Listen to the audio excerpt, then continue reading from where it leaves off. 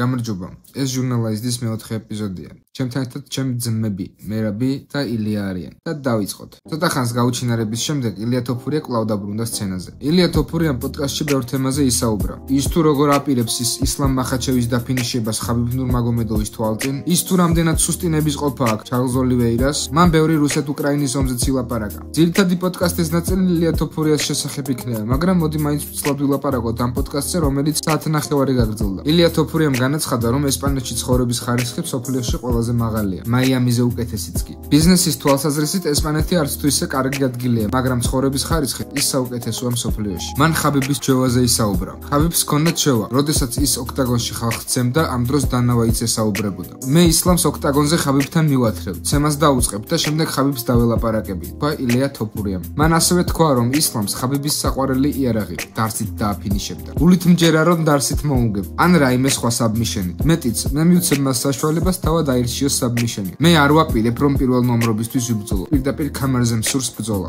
ზუსტად არ ვიცი, როდის იქნება ეს, მაგრამ ვიმედოვნებ ზაფხულში ან სექტემბერში. ისლამი ამბობს, რომ მე ამ ბრძოლას არ ვიმსახურებ, მაგრამ ის მხოლოდ და მხოლოდ მე ბრძოლის თვალით უყურებს ამ ყველაფერს. პრომოუთერი კი ამას სულ სხვა თვალით ხედავს. ილიამ რამოდენიმე სიტყვით კრივზეც ისაუბრა. თქვა, რომ თუ კი მას მოსამზადებლად 6 თვეს მისცემენ, კრივში ნებისმიერთან შეუძლია ბრძოლა. ილია თოფურია ჩარლზ ოლივეირას მენტალურად სუსტ ადამიანად მიიჩნევს. ის ძალიან კარგი მებრძოლია, მაგრამ ის ერთ-ერთი იმ მებრძოლთაგანია, რომელიც ეგრევე ნებდება, როცა იგრძნობს, რომ მოწინააღმდეგე მასზე ძლიერია. ის არ არის იმ ტიპის მებრძოლი, რომელიც ყველაფრის და მიუხედავად ბოლომდე იბრძვის. მისი სტილია დანებება. მას 10 წაგება აქვს, არა 1, არა 2, არა 3, 10. შემდეგი ნიუსი ჯასტინ გეიჯის ეხება. ის მიიჩნევს, რომ იმსახურებს იბრძოლოს ტიტულზე და სურს, რომ ეს ბრძოლა ზაფხულში შედგეს. ჩემი აზრით, მას ეს ბრძოლა არ დაუმსახურებია და მისი ეს ფიქრი საღ აზრს მოკლებულია. თქვენ რას ფიქრობთ?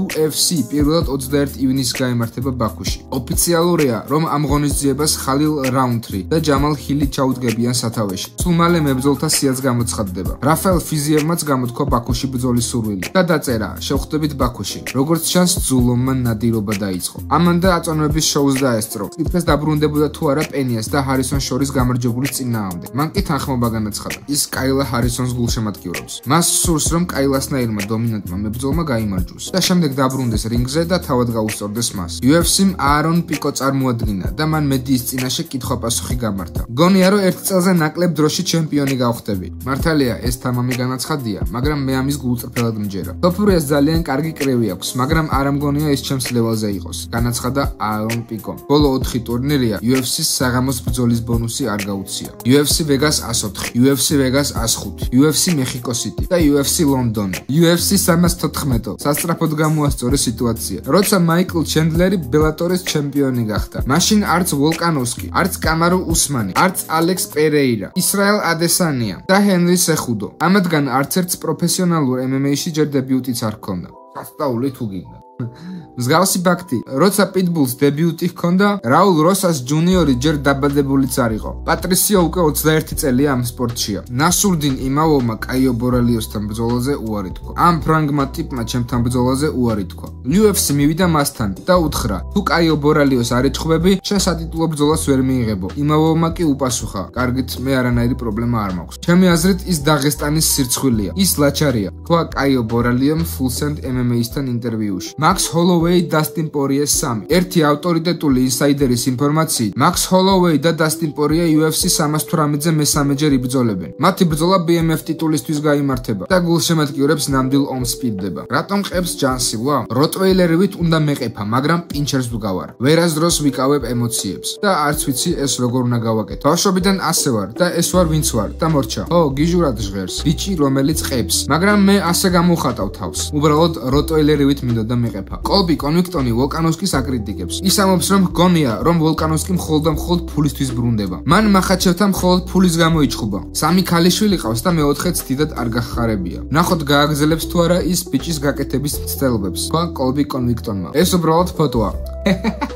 პლატანი სოჩში ისვენებს. 5 მთავარი მოვლენა UFC 314-ზე. ნიკიტა კრილოვი არ უჩხუბია 2 წელია. მთელი 2 წლის მანძილზე ის სულ ტრამვებს იშუშებდა და როგორც მან განაცხადა, ის ექიმებთან ერთად ბრძოლის შეწყვეტაზე ფიქრობდა. ამასობაში ჩვენ გვავიწყდება თუ რამდენად საშიშია ნიკიტა კრილოვი. ბევრის აზრით ის საჩემპიონო კალიბრია. პირველი გამოცდა ჯან ლორდ სილვას. უკვე მოვასწარეთ იმის გაგება, რომ მას ყეფა შეუძლია. ისიც თუ რამდენად საშიშია დგომში. ბრაის მიჩელი კი დაგვეხმარება გავიგოთ. ღირსეული მოწინააღმდეგეა იგი პარტერში თუ არა? რა შეუძლია პატრისიო პიტბულს? პატრისიო დაბერდა, პრაიმს დიდი ხანია გასცდა. ძალიან ძლიერი გრეპლერი ნამდვილად არ არის. საშიშია, მაგრამ ფორმის პიკში ნამდვილად არ არის. რომელი მხრიდანაც არ უნდა შეხედო, ადი პიმბლეტისთვის მაიკლ ჩენდლერი ყველაზე სერიოზული გამოცდაა. მიუხედავად იმისა, რომ ბოლო 5 ბრძოლიდან 4 წააგო. რკინის მაიკლ ჩენდლერი ყოველთვის ელიტის წინააღმდეგ იბრძოდა, ხოლო ახლა პირველად შეხვდება პერსპექტიულ მებრძოლს. პიმბლეტის დონე კი დღემდე გაურკვეველია. ჯარედ გორდონთან თითქმის წააგო, რის შემდეგაც 2 ვეტერანი დაამარცხა. თუ ჩემპიონობა სურს, პედი პიმბლეტს დასამტკიცებელი აქვს, რომ ის გაცილებით უფრო მეტია, ვიდრე სასაცილო ვარცხნილობა და ლივერპულური აქცენტი. ჩაიარა თუ არა ვოლკანოვსკის ერამ? ამ კითხვაზე პასუხს ხვალ დილით გავიგებ. ალექს ვოლკანოვსკი მერწლიანი პაუზა აიღო 2 მძიმე ნოკაუტის შემდეგ. ის უკვე 36 წლის არის. ასაკი ნამდვილად არ აქვს ძალიან რთული. ჯერ კიდევ არ არის კრიტიკულ ასაკში, მაგრამ დაბრუნება ძალიან საშიში მეტოქის წინააღმდეგ მოუწევს. ლოპესი დიდი ძალაა, როგორც დგომში, ასევე პარტერში. ან დაამარცხებს ლოპესს და დაიბრუნებს დიდებულებას,